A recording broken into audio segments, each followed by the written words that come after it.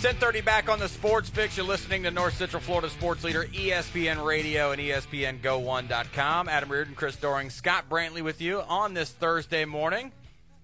This time we talk Miami Hurricane football, and we throw in some basketball as well. We do it with Danny Money of CanesInSight.com, who I want to say, I'm going to put this out there, and I don't know if he wants me to or not. Appreciate this guy's dedication as he's standing on the side of the road after blowing a tire, still going to do the interview with us. Danny, man, appreciate your willingness to play through the pain, my friend. Hey, it's recruiting season, man. You gotta pull through. There's no question. It's definitely a recruiting season. Hey, this is a sort of a statement that I'm reading from certain people in the kind of recruiting media. Tell me if this is not overblown. The idea that National Signing Day will be a boom or a bust for this Miami Hurricane recruiting class. I mean, when you consider the fact they've got Artie Burns, Kevin Olsen inside this class, some big-time JUCOs that they expect to play right away. Whether or not they finish with a huge flurry like they did last year or not, I mean, still with the numbers or the limited amount of numbers that they'll bring in, is probably a pretty good class.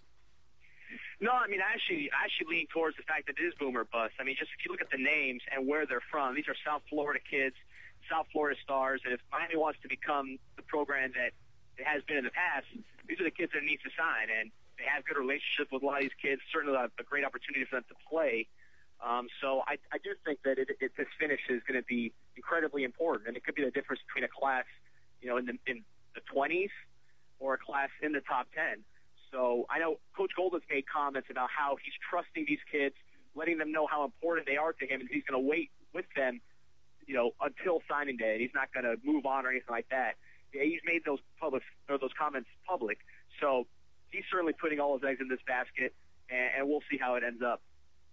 I think last week when we talked to you on Thursday, there were rumors about James Coley, leaving Florida State and coming down to take that offensive coordinator job at Miami. We weren't sure at that point whether that was confirmed or not. But with the news now coming out that he has, in fact, made the decision to come back to South Florida, talk a little bit about the immediate impact that you see right now on the recruiting trail. Obviously a great recruiter at Florida State and got a lot of ties down there in the South Florida area, but also what you see in terms of his contribution as a play caller, something I don't know that he's had a ton of experience in the past with, right? Yeah, he called plays at FIU for one season. They were still a new program, so they didn't have a ton of success, although they did improve in the year that he was there.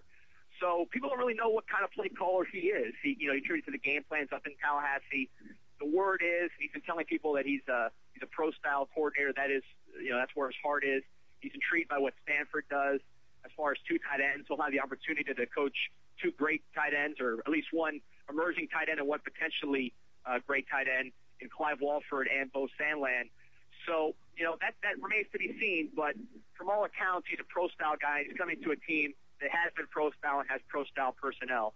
As a recruiter, the word from down here, speaking to coaches, that he's a special type of guy. His charisma, his diligence, his devotion. He'll go to schools where he knows he's not going to pull a kid probably for 2 years, but he'll go there just to start that relationship. And the coaches appreciate that.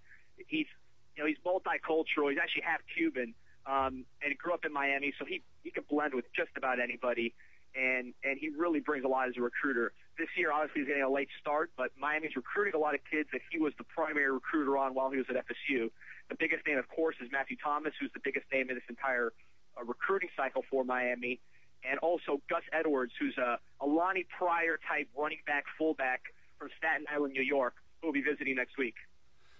Danny, a lot of this uncertainty down at Miami, and I know it exists everywhere. It's kind of like the common theme right now is everybody waiting around, seeing what other people are going to do.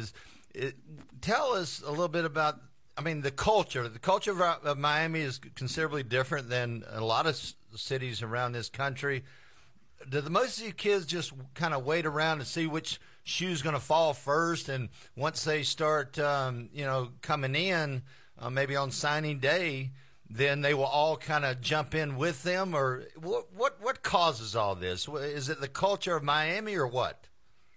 Well, part of it is just that these are high-profile kids. Everybody knows about them, so they're getting that attention. it's not like a kid like I'm thinking Purifoy up in Florida. Alabama recruited him, Florida recruited him, but he wasn't, since he came from he wasn't a huge name, although he had the talent to be a huge name. These kids are on the radar. Everybody knows about them, so they're getting that attention, so they just kind of feed off of that. When you get the attention, you start believing you deserve that attention, and you crave more of it. So part of it is that. Another part, a lot of these kids haven't seen the country. I remember when Miami Northwestern had their great national championship team, and they went to play South Lake Carroll up in Texas. A lot of those kids had never been on a plane before. They were scared to even touch the plane. So it's a new experience for a lot of these kids, and I think that's why they really embrace the process and do it different than, maybe you'll see in Texas where they'll have their whole recruiting class signed up by summer. Danny Money, CanesInSight.com, our guest here on the Sports Fix talking Miami Hurricane recruiting. Now, you mentioned Matthew Thomas, who's maybe the biggest guy left on Miami's board as far as stars are concerned. But give me two guys. The guy who is most important to this class day number one as they step onto campus, and give me the guy who's the most important to this class in the future. I think you could make a case for Matthew Thomas being the most important just because of what kind of player he is, although the need is not as great at outside linebacker particularly. They need impact players on defense, so he could be that guy. Also, Alex Collins. Duke is obviously Duke, but he's not going to be that every down back. It's just not the best use of his talent, so they really need a bigger back to complement him, and Alex Collins fits the bill. So he's very important in the short term. As far as long term, you got to look at a guy like Al-Qaeda Muhammad, who can also contribute right away. But I think he hasn't been talked about so much because he's quiet and he's been committed since the Army game. But I think he's as talented as anybody in the class, and he could end up being a real difference maker for this defense going forward. And then obviously Kevin Olson, who they pegged as the quarterback of the future, and in my opinion is probably on a different talent level than the kids we brought in since Stephen Morris. So they're putting a lot of eggs in his basket, and he's going to be very important to the future. There's not a lot of dates that I remember in the future by number, but unfortunately I've got this 9/7/2013 in my mind because I got to listen to these Hurricane fans tell me all the time that that's going to be the day of reckoning. Now, obviously, a lot of optimism in South Florida amongst that fan base, but I want you to give me an unbiased reason why Miami can compete with Florida next season when that September 7th date rolls around. Well, we just saw Florida run into a very talented quarterback from the city of Miami playing in a pro-style system, a team that was inspired and played fast, played hard, played their best game against Florida, got to jump on them and force Florida to play a game they're not comfortable with. So, the blueprint is there. At the same time, the blueprint is there to beat Miami. And if I'm Florida, I'm looking at that Kansas State game, looking at what Colin Klein did, and saying, I'm not going to use Jeff Driscoll as a passer. I don't think he's that kind of passer. He's a big, strong kid. He's fast. I'm going to use him, at least against the Miami Hurricanes, just like Kansas State used Colin Klein, and attack those defensive ends, attack the edges.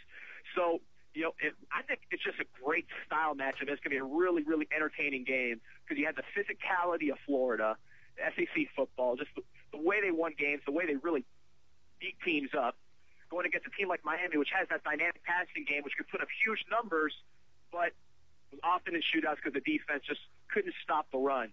So it's a really fun matchup, and I think the fact that it's early, the fact that it's going to be in the Sun Life Stadium, I keep forgetting the name, it's changed so many times.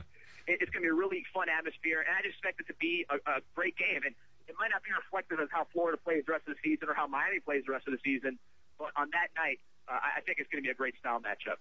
Just call it the Swamp South. Yeah. Well, it'll be a home game for us, even though you don't have to remember Sun Life. It'll be a Florida partisan crowd, right? It'll be down the middle. I mean, the Miami fans are going to come out just to talk smack to their Florida buddies. Miami is an event city, and that's going to be an event. The tailgate is going to be insane. It should be a night game. My understanding is that it's not going to be a night game, but they'll be playing Miami fans. It'll be loud, but both teams. I expect both teams to be extremely fired up. Danny, that focus all on the recruiting right now. We'll give it that, but there's other things that go on every day. The regular day-to-day process down at Miami for Coach Golden. And you look at the leadership with Stephen Morris, who you mentioned. I look at defense, Denzel Perryman and company defensively. But how's that offseason going for everybody else as they look forward to the recruiting, but at the same time, a very good young offensive line? There's a lot to look forward to with or without this recruiting class coming in. I think the one negative of the offseason has been there's more turnover than they expected. They thought it was going to be a lot of continuity on the staff, which we really haven't had in a long time. Unfortunately, George McDonald, who in my opinion is the best position coach on the staff, moved on. He's now the offensive coordinator at Syracuse. Jed Fish obviously becoming offensive coordinator with the Jacksonville Jaguars. So that was a little bit more turnover than they probably would have liked. But they got two guys, two close friends actually, James Coley and Mario Cristobal, who have great reputations down here. So they recovered well in that regard. And then, aside from recruiting, the big story is the NCAA and how that investigation seems to be unraveling a bit. There hasn't been any major, in the offseason, it's got to be such a stressful time for coaches because the only news is usually bad news. They had a couple incidents. Thomas Finney, Johnny Paul left the program, but nothing huge yet. But that shoe could still fall. I know Eddie Johnson's always been kind of in and out of trouble, so they're watching him very closely. So I think that for the rest of this spring and summer, that's going to be what to watch for. Is hopefully no major bad news coming off the field. Danny Money, CanesInsight.com, man. That's going to be the place to be coming up in 6 days as National Signing Day approaches. A lot of guys announcing on National Signing Day. It's going to be it's a pretty for that one day.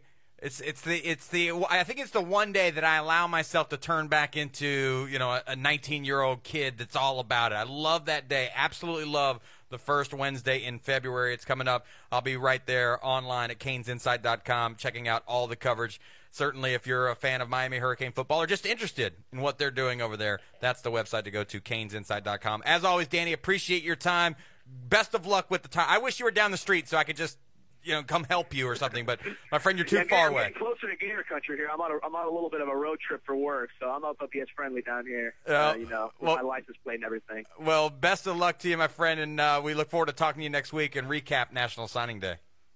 Take care, guys. Appreciate it. Danny Money, CanesInsight.com. Coming up next, we talk Florida State football. Ira Schofield, the Tallahassee Democrat, will join us next. You're listening to the Sports Fix on ESPN Radio.